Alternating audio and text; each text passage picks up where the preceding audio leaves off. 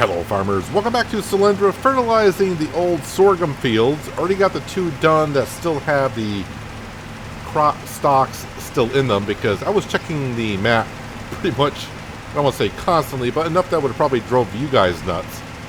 Just to check to see where I have fertilized.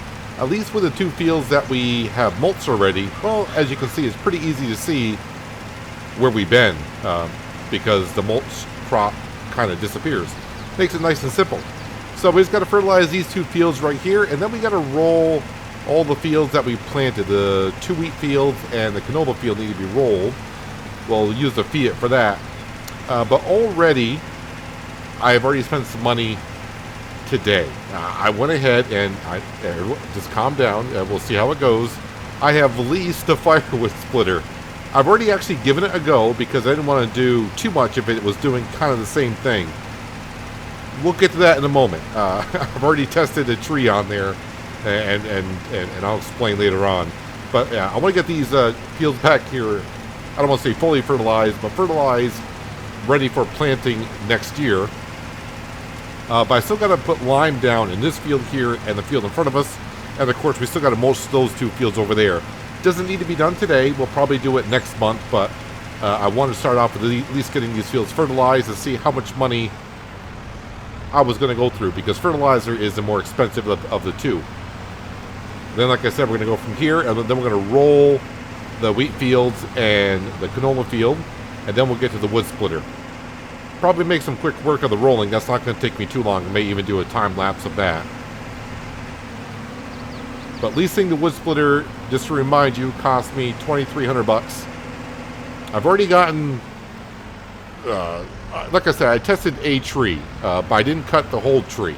I'm trying things out on. I'm trying to make it work as best as I can. Nope, we need solid fertilizer. That should be more than enough to get these fields done. Zip back over here in the doits. And then we can get to work on rolling those other fields.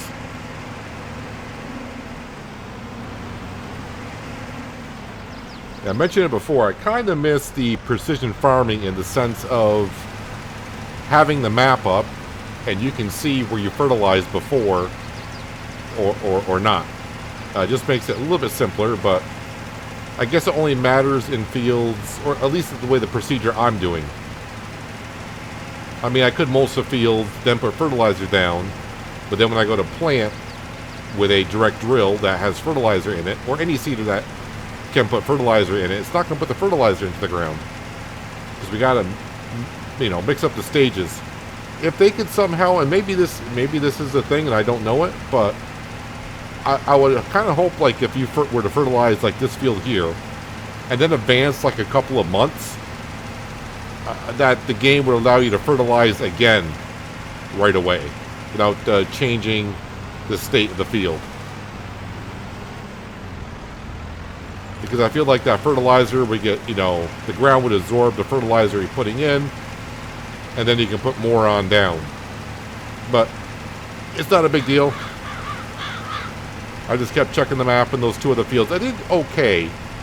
The field to our left, I got some patches there, but the field's not big enough for me to go around and try to get every little patch. Because I'll probably waste more in fertilizer than it'll benefit us. The other field over there, which is going to be the soybean field, I did rather well on that field for some reason. I probably overlapped more than I thought I needed to.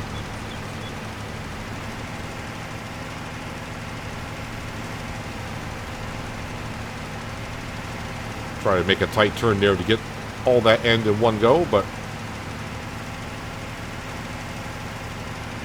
so this field and the field in front of us and the field just right over there is going to be sorghum again next year.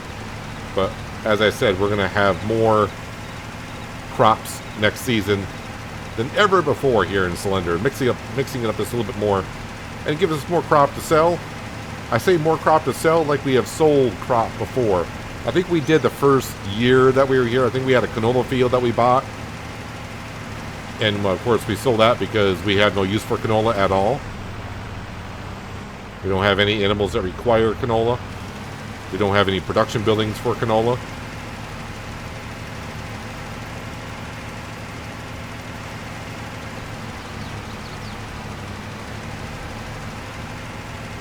Now when I go spread lime on this field, if you remember, we're going to be taking many trips back and forth to the store.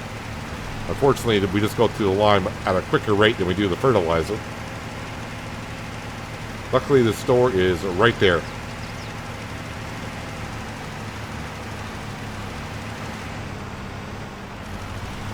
And that one, and that one. Alright.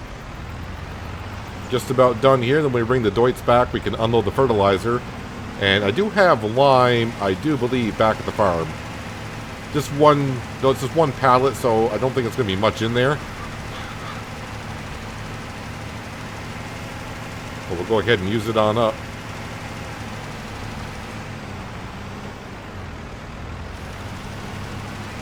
The one thing I do like about the spreader, the part that actually is spreading, kind of reminds me of like a small dog's tail that just wags when they're really happy to see you.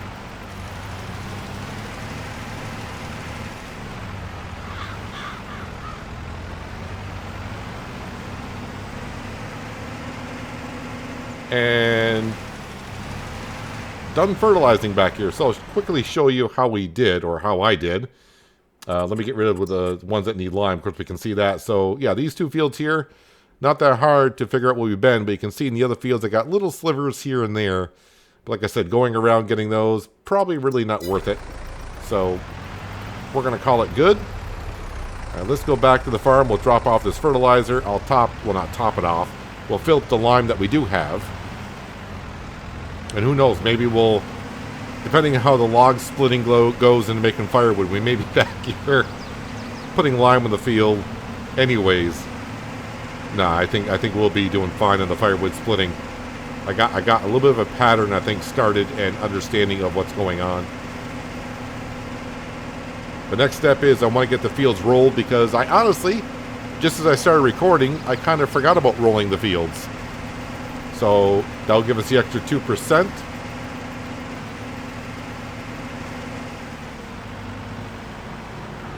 Try to be careful of all the bumps around here. Take it easy over them if I can.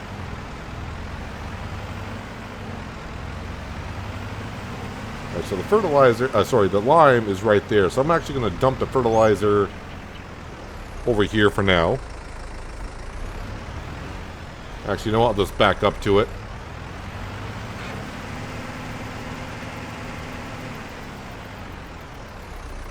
And how much was in there?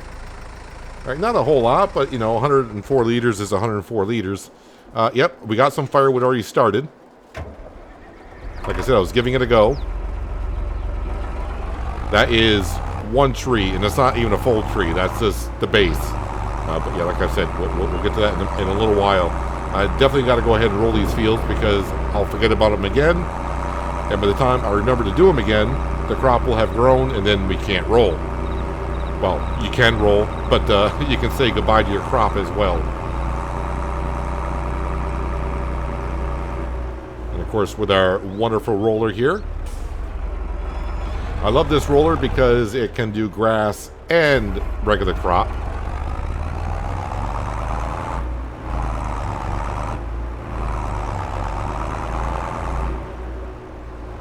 The only time I see rollers where I live is actually people rolling their lawns. Not because they want the grass to roll better.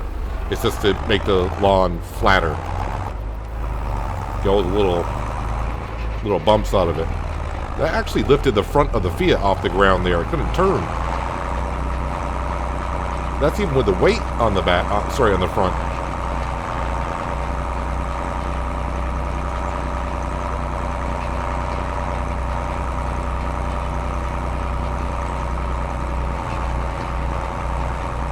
Going to have plenty of wheat next year for the chickens. When I say plenty, more than we've ever had.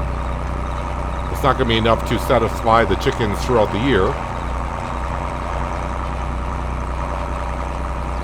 But at least it'll slow down them taking some of the sorghum.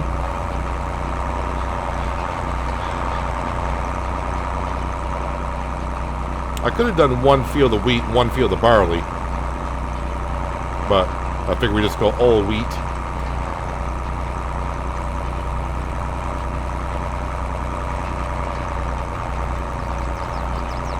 And actually, if we were to get out and look at the field, this should say 100%. There we go, 100%. Perfect. 100% on the wheat. Should be 100% in all the fields by the time I get done rolling.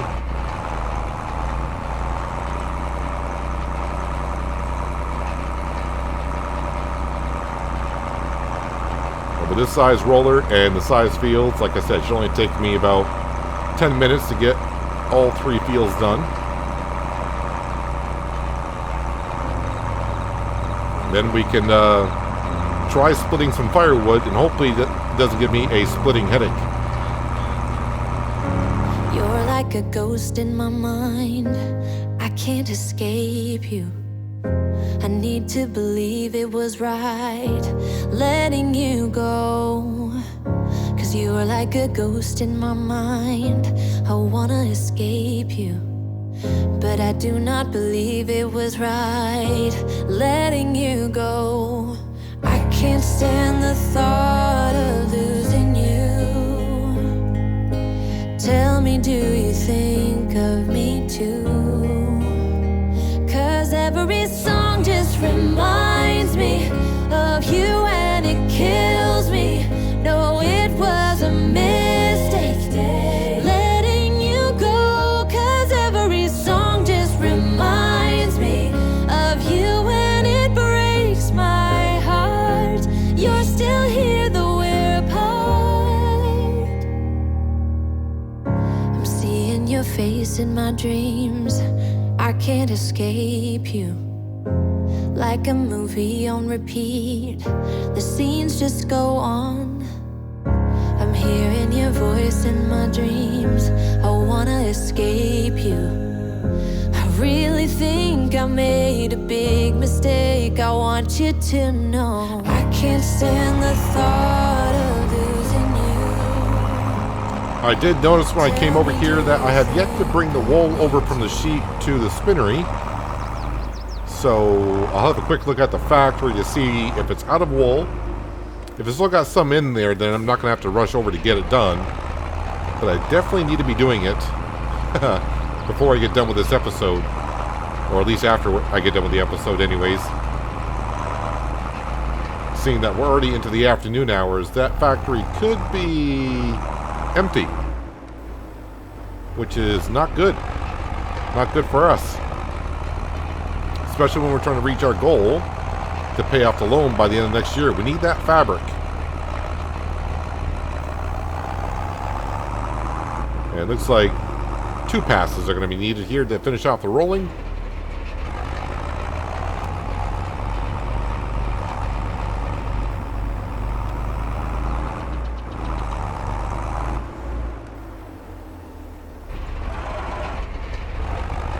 And all set. While that's folding on in, let me go ahead and check on the factory.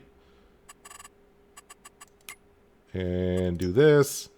I'm not seeing no red spots. How much wool do we got left? Oh, we still got 4,000 liters of wool in there. So that should be good. Until I get done with the firewood. Let me slow down time to ×1. That way I know it won't run out. Now let's bring the roller back because we are done with that for today. So all that's left to do in the fields the rest of this year, other than the grass fields, is I got to mulch and put some lime down on the other side, which won't take us too long to do. Probably end up doing that in October. And I think our grass fields will be ready to be cut in October also. And then we'll move on to the winter months, which we'll just breeze on through.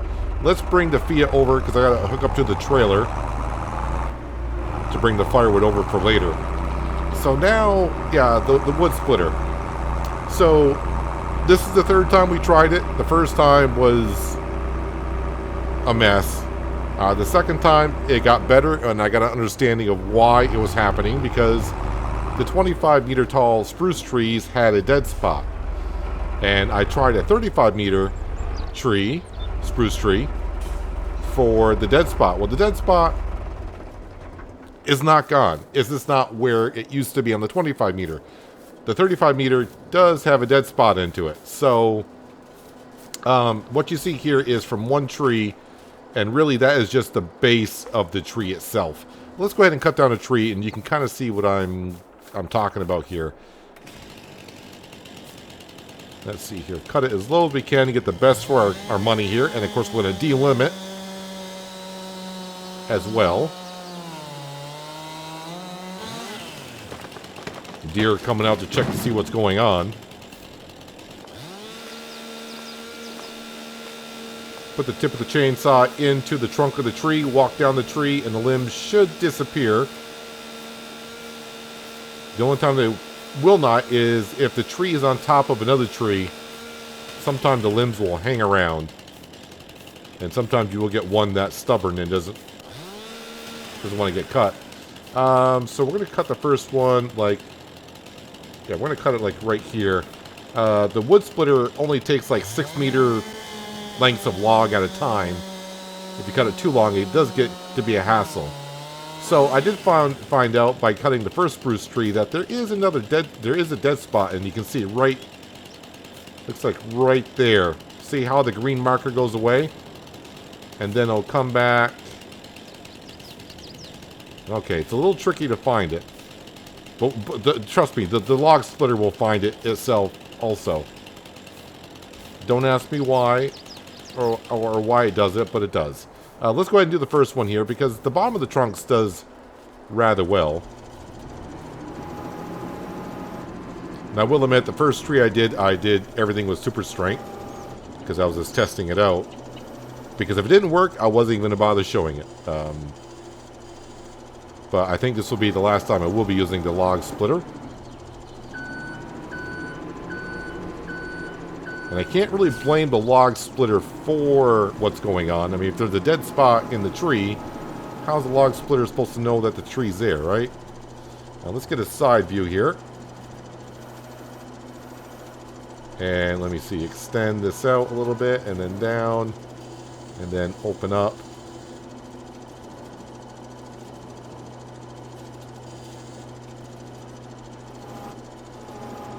And falls right in. Easy peasy, nice and easy. Now this piece right here should go rather well, I do believe. So the main thing we gotta look out for when the log comes forward, you can see that little half triangle. Well, it's actually a triangle, but the 90-degree triangle right there. The log should stop there when it moves forward. If it doesn't, that means the wood splitter does not recognize the tree being there. So hooray, it recognizes it being there, so let's go ahead and cut it. And then, of course, split it. We're just splitting it into two, and you can see right there, it's working lovely. This whole piece right here should work just fine, actually.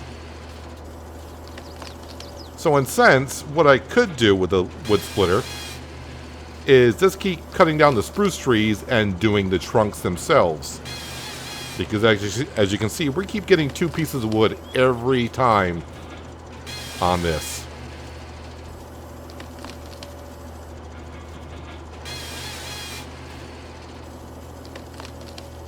Working like it should. Really good. 2 pieces all across the board. Now, watch this prove me wrong when I come over here. So, when I did the second piece on the first log I did before I started recording, yeah, this is where we're going to find the dead spot. I do believe.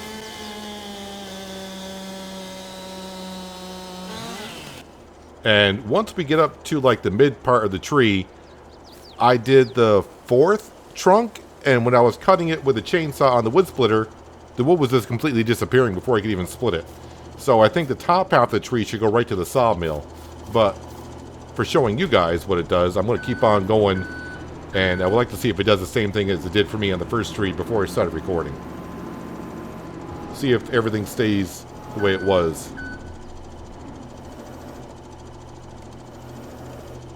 Alright, close that on up, I hope. And nope. Come on, the manure grab. You always do rather well compared to all the other implements that we have.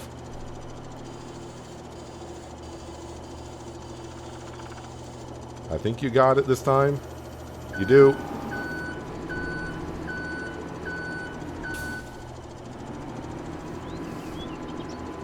And what we do know, as long as I get a good, like 3/4 size trailer worth of firewood, I can get my money back on the wood splitter.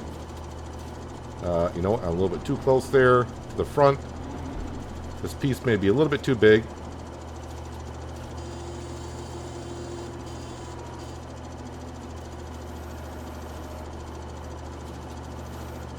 Just trying to be careful because I don't want to accidentally drop this.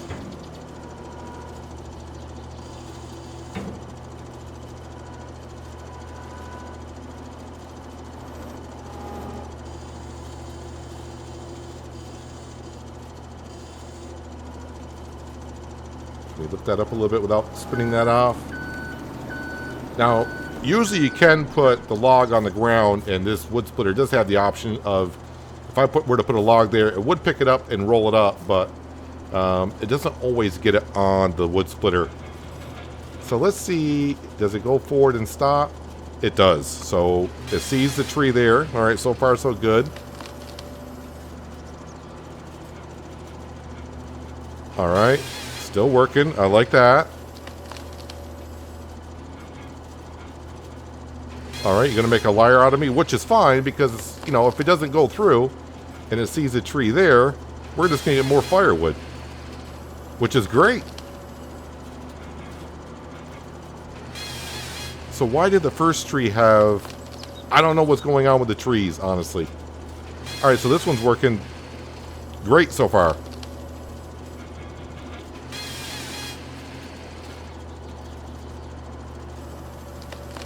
So now I only got one piece of wood out of that one. So it could be that the tree doesn't have as many leaders into it. Am I going to get one here? We are. So this is the point of maybe where the rest of the tree needs to go to the sawmill. Although I got two pieces there, which is rather interesting. How are we doing on the trailer? Oh, wow. The trailer is it's getting full. All right, let me go ahead and move forward a bit. I guess the good thing about firewood is it's rather light, so you don't really need super strength to pick it on up, even though I got it activated. Let's try another part of the tree here.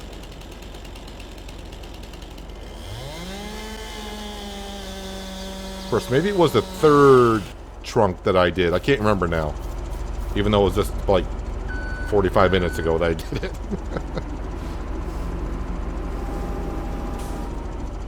But as we do know, we're going to get some good money from the firewood.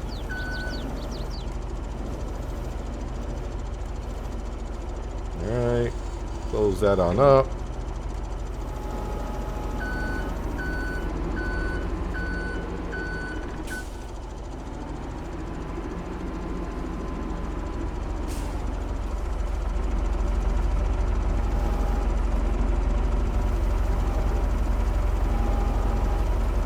See if I can get this a little bit easier for myself. Of course, the more you do it, the better you're supposed to get at it, right?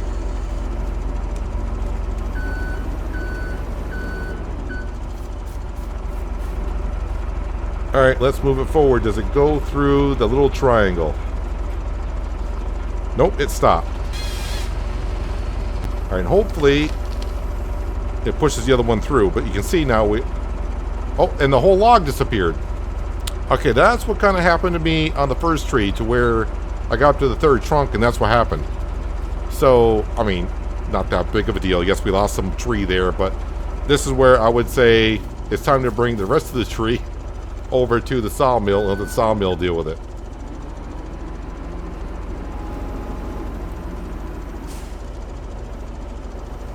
Yeah, so I'm not really sure why it does that. But let's not ask questions. Let's just grab the tree.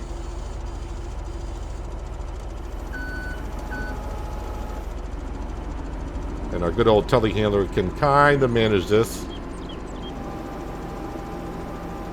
Let me get it over the light post here. Go clip that wall there. Come on, get up.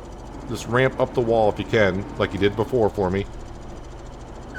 Why are you sticking on it? Come on. There you go. And lower that down. I'll keep it in the grab. That should be good enough for the sawmill to grab it. Thank you.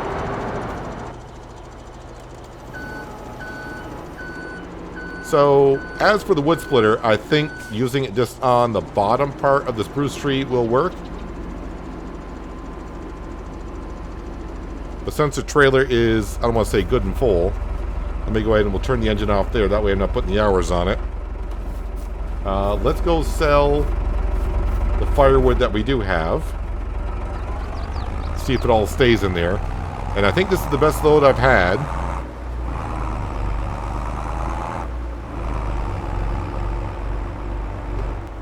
Nope, you come back here. All of you must go. Firewood is very important this time of the year. Although, yeah, fall is the best time for firewood. But this wood would not be good firewood because we just barely cut the tree. This wood would all still be wet. So, not the best firewood to try to sell to people. Well, if you can sell it, great. But not the best wood to try to be burning, I guess. So let's see what we get for this little pile right here. $2,300, like I said, was to lease the wood splitter. Let's see, there was a little tricky getting it in there before. Can I back up without having to tip it in there and just hit, sell the wood by the trigger? I think the trigger was out here somewhere.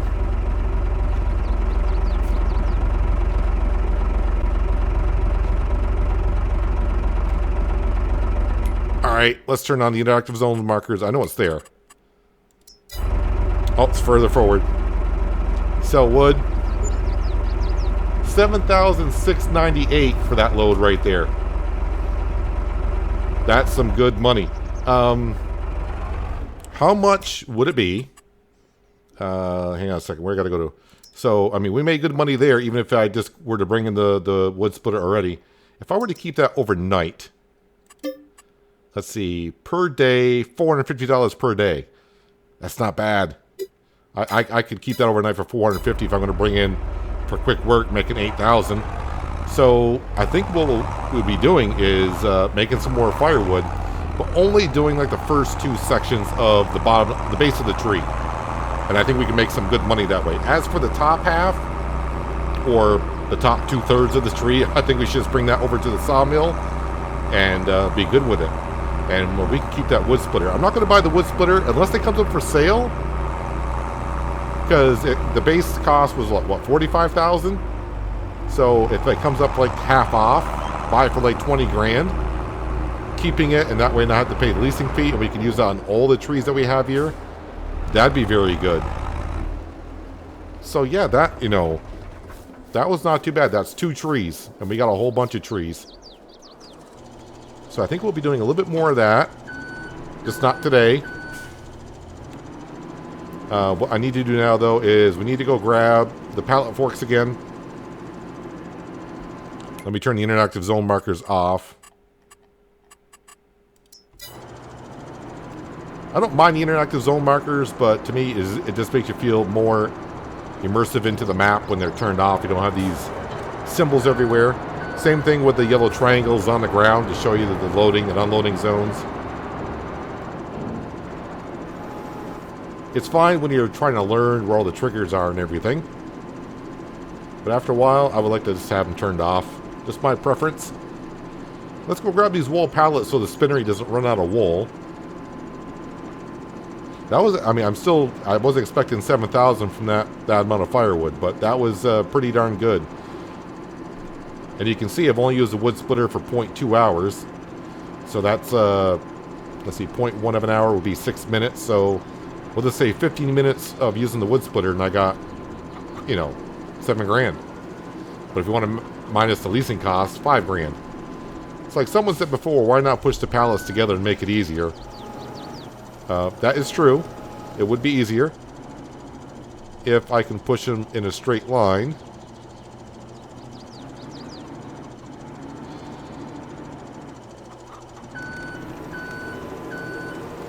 that. Let's narrow up the forks a little bit.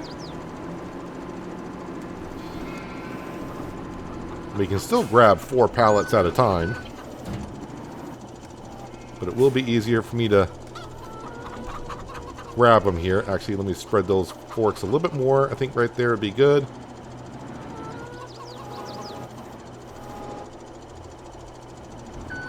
Of course, pushing them that close together now has made them all collide when I was backing up. But I still think we can grab them. Let me get a side angle here. Although the afternoon shadows are kicking in.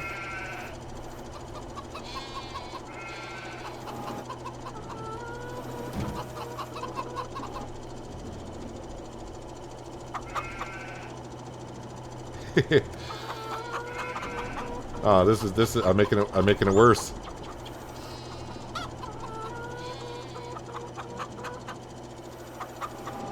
There we go. And this telehandler can just barely handle 4,000 liters. It gets a little tipsy. Oh, you know why? First of all, let's bring in the boom a little bit. I'll get the center of gravity back a little bit. I'm like, I was thinking, I know it can get a little tipsy, but not like it was, and that's why the boom was out further than usual, because I was doing the firewood. So with the help of the firewood, yeah, we can probably do a little bit more work here in September. I'll probably do a little bit off camera just to try to get a better understanding of where to cut on the tree. What I could do is, I do have the lumberjack mod installed. I just don't have it active for the series. No, it's not that mod. It's the one with the tape measure. Is that in the lumberjack mod? I forgot what mod that's actually in, but there's one you can measure the length of the logs and then cut. That could help us out to find out where that dead spot is, or where the trees start going a little weird.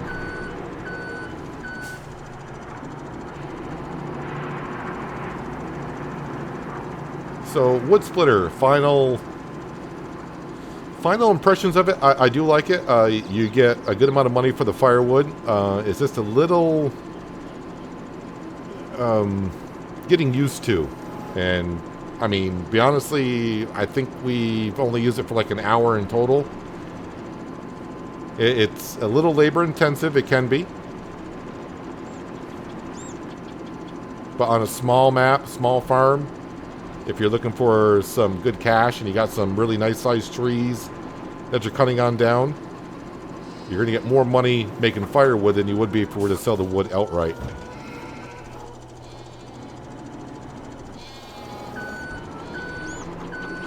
So another 2,000, and this one's going to be 600 and some odd, 635 liters. Is it 635? Is that what we're going to grab here? First of all, let's get into the pallet fork. 564. So I was 100 over.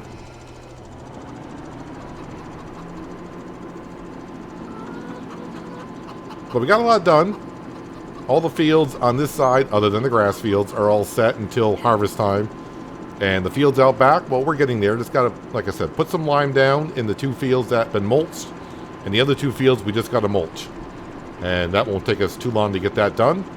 And then those fields will be ready for planting in early spring. The grass fields will need to be cut, like I said, in October. I don't know if we're going to make silage or hay. I'm guessing silage is what I'm going to be making with them. Looks like we got plenty of hay. So that'll just be more money in the wintertime, which is nice. And then with our other free time, we'll just make sure animals are all set and probably make some more firewood, knowing that I only got to pay like $450 a day by keeping the wood splitter. But yeah, I think we're all set for today. So that's going to do it for today, guys. Hopefully you guys did enjoy the episode. Big bump. I do appreciate you watching as always, and I'll catch you again right here in Selendra, but until then, have a good one.